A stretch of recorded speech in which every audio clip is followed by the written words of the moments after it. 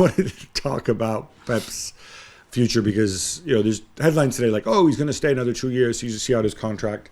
I was just wondering, the thought had crossed my mind. And again, this is another thing that we talked about in Istanbul during our downtime. Would you be tempted to... Roberto Carlos and Sami Khedira are the other two, man. Good for them too. Would you be tempted to move on, having done this? Having saying I have completed another challenge. Just like we play the video games, through the levels, right? What is my next challenge? What is my next level? But I think that will come. Just not now. I mean, you could leave on a treble, which is incredible. His history. You're the first man to complete 2 trebles with 2 different teams in the history of the game. You've got 3 Champions League. Only Carlo has one more than you, but you're almost there. It's not like if you're 5 behind someone or something.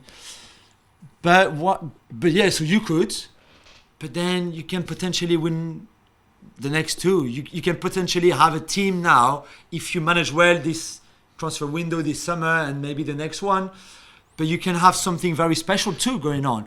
You know that you are a club where the spine of it, let's call it like that. Certainly the Ferran Soriano, Chiki Begaristain, Pep's staff is super efficient, on the same line, same direction. They basically do everything you say.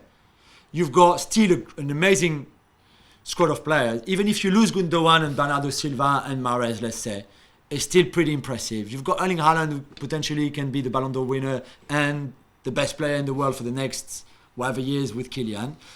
So you could think, okay, let's try again. And then in 2 years, 2025, when your contract expires, you take another sabbatical for a year like you did after Barca.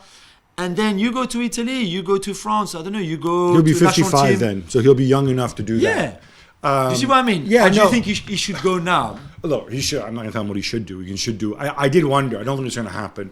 But you're right. That would seem like the natural trajectory. The thing that could change it, of course, is the Premier League investigation because I think it's pretty much nailed on that should they be found guilty and depending on the verdict, you're right. I think that UEFA can actually reopen some of their investigations. There are precedents for this, right? Because new evidence would come into light and then that would be entered and whatever else. Because not all the charges, of course, are going to be time barred. So there's that kind of unknown. There's a part of me that also wonders, if Inter can create these problems for me, but you said like playing very Italian, being very smart, very tactical. I don't face many teams in England that play that way. No.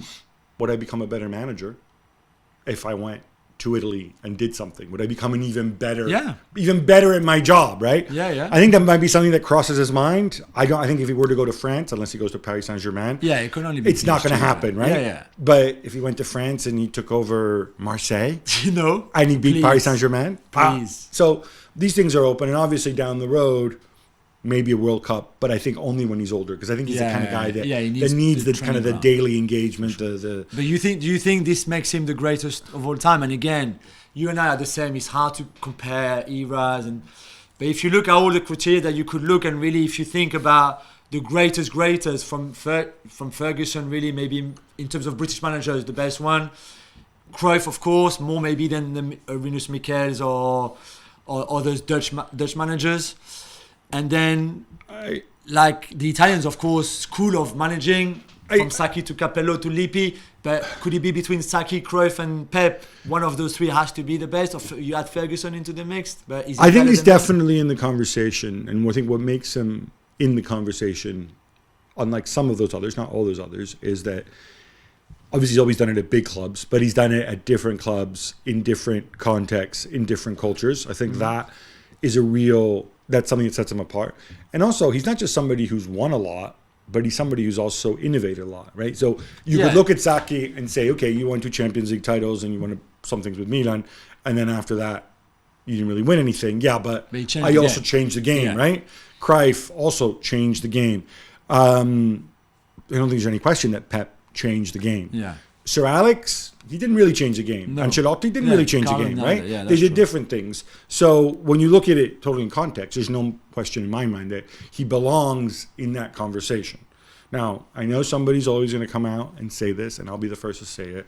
What would really impress me is, he went and he took over Okay, but Coventry this summer who's done that? and finished mid-table. Yeah. That would be even more. But okay, fine, great, yeah, all right, cool, right? But that's not going to happen. Yeah, so no. let's put that to one side. Well, thank you very much for watching ESPN on YouTube. For more sports highlights and analysis, be sure to download the ESPN app. And for live streaming, premium content, and let's not forget as well, ESPN FC 7 days a week. Subscribe to ESPN Plus.